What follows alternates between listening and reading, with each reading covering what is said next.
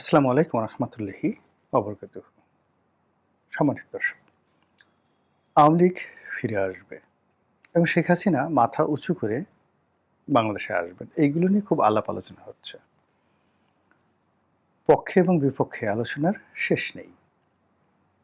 যারা আওয়ামী লীগকে পছন্দ করেন না তাদের বক্তব্য হলো যে আগামী 100 বছরেও আওয়ামী লীগ ফিরে আসতে পারবে না। অনেকে বললেন আওয়ামী লীগের নামই থাকবে না, সরে উচ্চারণ করতে 20 বছর সময় লেগে যাবে, তারপর কত কিছু হবে। অনেকে বলছেন যে শেখ হাসিনারও তো একটা জীবন আছে, তার বয়স আছে। এখন অনেকে বলছে সে রোগাক্রান্ত, তার শরীরে ক্যান্সার আছে, সে মূলত জাস্ট ওখানে বসে কথাবার্তা বলছে। অনেকে সন্দেহ করছে যে এআই নির্ভর কথাবার্তার কারণ হলো সে শুধুমাত্র এই সেই যাকে বলা হয় অডিও ক্লিপ দিচ্ছে, তো ভিডিওতে তার কথা বলতে অসুবিধা কি? তিনি তো ভিডিওতে কোনো কথাবার্তা বলছেন না জনগণের জন্য। সবাই মনে করছে যে নিঃসন্দেহে একেবারে চেহারা টেহারা নষ্ট হয়ে গেছে, ভেঙে চুরে চুরমার হয়ে গেছে। তারপরে তো ওই যে তিনি যখন ক্ষমতায় ছিলেন তখন তো প্রায় সবাই ওই বিদেশে যারা ইউটিউবার তারা সবাই তাকে, তিনি 4th স্টেজে আছেন, ক্যান্সারের 4th স্টেজে আছেন, জেলে পড়ে সারখার হয়ে গেছেন।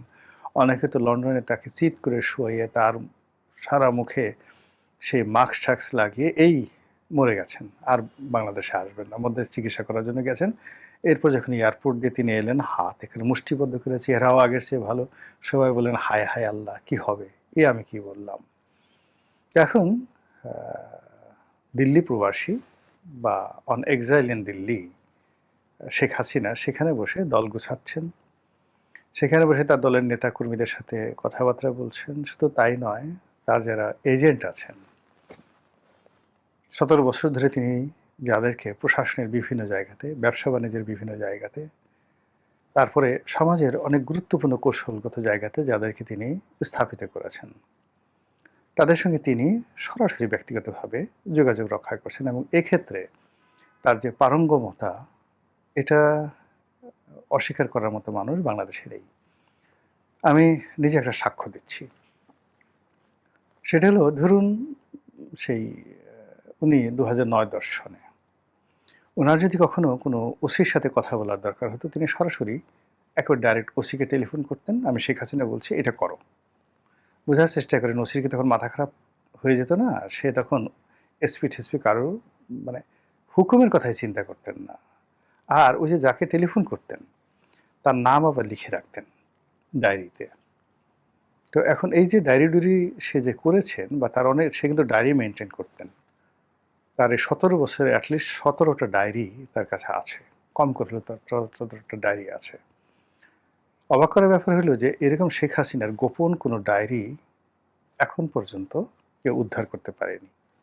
তো সেই ডায়েরিতে তিনি লিখে রাখতেন যে অমুকের সাথে আমার এই কথা হয়েছে, আর অমুকরে আমি এই কথা বলেছি, এবং ওই কথার প্রেক্ষিতে অমুক আমাকে এই উপকার করেছে, এই ক্ষতি করেছে, এই জিনিসগুলো তিনি নিয়মিত লিখে রাখতেন। এরপর এগুলো পৃষ্ঠা উল্টাতেন। পৃষ্ঠা উল্টিয়ে যাকে কৃতজ্ঞতা প্রকাশ করার দরকার তাকে কৃতজ্ঞতা প্রকাশ করতেন, আর যাকে টাইট দেওয়ার কথা তাকে আবার দ্বিতীয় দফার টাইট দিতেন। এভাবে কত মানুষের জীবন তিনি বসন্তে ভরে দিয়েছেন, আর কত মানুষের জীবন তিনি জাহান্নাম করে ফেলেছেন, এটা তিনি ছাড়া আর তার মালিক আল্লাহ ছাড়া কেউ জানে না। তো এখন তাকে তাড়িয়ে দেওয়া হয়েছে বা তিনি চলে গেছেন, আপনি যেভাবেই বলেন না কেন, কিন্তু তার কয়েকটা হাঁস, তার কয়েকটা শাড়ি, এইগুলো উদ্ধার করা ছাড়া তার যে মূল যে জিনিসগুলো, ডকুমেন্টগুলো, যেমন সিআরআই, সিআরআই তিনি প্রতিষ্ঠা করেছিলেন, এবং সিআরআই এর যে হার্ড ডিস্কে বিএনপি সম্পর্কে কি আছে, জামাত সম্পর্কে কি আছে, আওয়ামী লীগ সম্পর্কে কি আছে, কোন কোন নেতাদের সাথে কি আছে, টোটাল একটা গবেষণার, মানে এটা যদি আপনি প্রিন্ট করেন, কয়েক লক্ষ পিস, কয়েক লক্ষ পৃষ্ঠা প্রিন্ট করতে হবে। সিআইআর মানে সিআরআই, তারা যে গবেষণা সেলটা করেছিলেন, সেই সিআরআই এর যে টোটাল গবেষণাটা পুরো 2009 না, একেবারে 2001 থেকে 2024 পর্যন্ত এই 25 বছরের সমস্ত পত্রিকার খবর, সমস্ত রাজনৈতিক নেতৃবৃন্দের বায়োডাটা, সমস্ত মামলা মোকদ্দমা সব মিলিয়ে এই যে তার যে গবেষণার যে ডকুমেন্টগুলো, এগুলো কি ডক্টর ইউনূস উদ্ধার করতে পেরেছে? এনসিপির কাছে আছে কিছু, সিআইআর এর কোনো কিছু? এগুলো তিনি কোথায় রেখেছেন, কোন ক্লাউডে রেখেছেন, এবং এগুলো নিয়ে এখন তিনি অনায়াসে, তার কাছে যেহেতু তথ্য আছে, তিনি স্যাটেলাইট টেলিফোন দিয়ে অনায়াসে যে কোনো ইউনিয়ন পরিষদের একটা মেম্বারের সাথে তিনি কথা বলতে পারবেন, যেগুলো আপনি ইচ্ছা করলে, সে যদি এই রেকর্ড ফাঁস না করে, অর্থাৎ শেখ হাসিনা যদি রেকর্ড ফাঁস না করে, শেখ হাসিনা কারোর সাথে কথা বলবেন, সেই কথা আপনি ফাঁস করতে পারবেন না। সেই টেকনোলজি এখনো বাংলাদেশে আসেনি। অর্থাৎ স্যাটেলাইট টেলিফোন থেকে যদি আমাদের এই যে এখন ল্যান্ড ফোন বা আমাদের এখন যে হাতে যে মোবাইল টেলিফোন রয়েছে, এখানে কনভারসেশন হয়, এই কনভারসেশনটা আমাদের যে টেকনোলজি রয়েছে রেকর্ড করার, সেই রেকর্ড তারা করতে পারবেন না। তো এই জিনিসগুলো তো শেখ হাসিনার আছে, এবং এটা সে করে ফেলেছে, গেল সিআরআই। তারপর যেটা বললাম, তার যে ব্যক্তিগত, সে ডায়েরি মেনটেন করতো। তার যারা একেবারে আপনজন হোক, যারা শত্রু হোক, তারা এই জিনিসটি জানেন যে শেখ হাসিনা নিয়মিত ডায়েরি মেনটেন করতেন। এর কারণ হলো 21শে আগস্টের গ্রেনেড হামলার পর তার আসলে স্মরণ শক্তিটা অনেকটা কমে যায়, সে অনেক কিছু ভুলে যায়। তো অনেক কিছু ভুলে যায় এবং সে সেটা বোঝে, যে ওই যে তার কানের ওই সমস্যার পরে। তো এই জন্য সে করে কি, ওই সমস্যাটা দূর করার জন্য সে ডায়েরি মেনটেন করা শুরু করেছে নিয়মিতভাবে, এবং সব কিছু লিপিবদ্ধ সে নিজের হাতে। তো এই নিজের হাতে যে তার ডায়েরিগুলো, সেই ডায়েরিগুলো গণভবনে আপনারা কি খুঁজে পেয়েছেন? সেগুলো কোথায়? এর কারণ হলো শেখ হাসিনা হয়তো 15 দিন আগে সে টের পেয়ে গেছে যে he is going to be ousted. তো সেই 15 দিন আগের থেকেই সে তার সব কিছু নিরাপদে সে নিয়ে নিয়েছে, সব কিছু তার নিরাপদে, তার নিজস্ব কাস্টডিতে সে নিয়ে নিয়েছে। ফলে আপনারা গিয়ে যারা এগুলো পেয়েছেন, কসুর পেয়েছেন, কসুর লতি পেয়েছেন, এর বেশি কিছু পাননি। আচ্ছা, এরপরে যেটা আছে সেটা হলো তার টাকা। তার নিঃসন্দেহে তার টাকা আছে।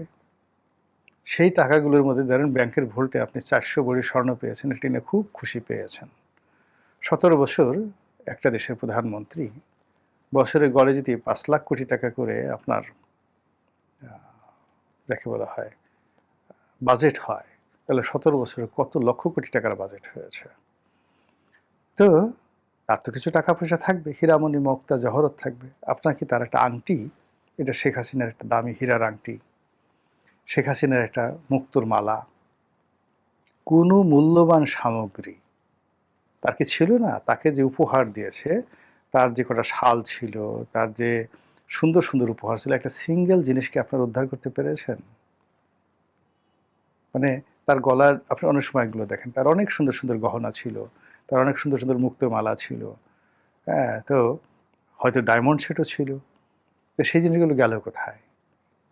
সেগুলো তো কেউ উদ্ধার করতে পারেন। তাহলে এই যে জিনিসগুলো, আইদার তিনি সেগুলো নিরাপদে সেখান থেকে নিয়ে গেছেন, অথবা সেগুলো হয়তো কেউ চুরি করেছে, চুরি করে এখন কেউ বলছে না যে আমি এগুলো চুরি করেছি, হোয়াট এভার মেবি।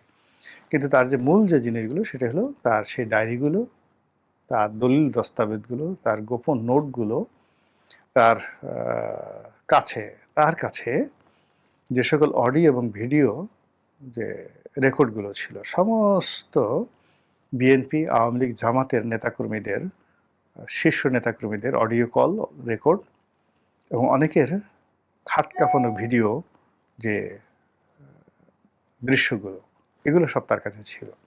সেগুলো কোথায় বলেন? সেগুলো তিনি তার মতো করে নিয়ে গেছেন, এবং তিনি ওইগুলোকে এখনো ব্যবহার করছেন। তিনি জানেন যে কাকে কোনভাবে কোন জায়গা থেকে টান দিতে হবে। তো সেই জায়গাগুলো নিয়ে তিনি এখন তার দলকে গোছানোর চেষ্টা করছেন। তো এক্ষেত্রে তার 3টি অস্ত্র, আমি এটাকে বলবো ব্রহ্মাস্ত্র, অব্যর্থ অস্ত্র। যে অব্যর্থ অস্ত্র তার হাতে থাকার কারণে তিনি তার প্রতিপক্ষের জন্য অতীতের যে কোনো সময়ের চাইতে ভয়ঙ্কর। তিনি অতীতের যে কোনো সময়ের চাইতে ডেসপারেট। তিনি অতীতের যে কোনো সময়ের চাইতে প্রতিশোধ পরায়ণ এবং অধিক শক্তিশালী। এই অধিক শক্তিশালী হওয়ার কারণগুলো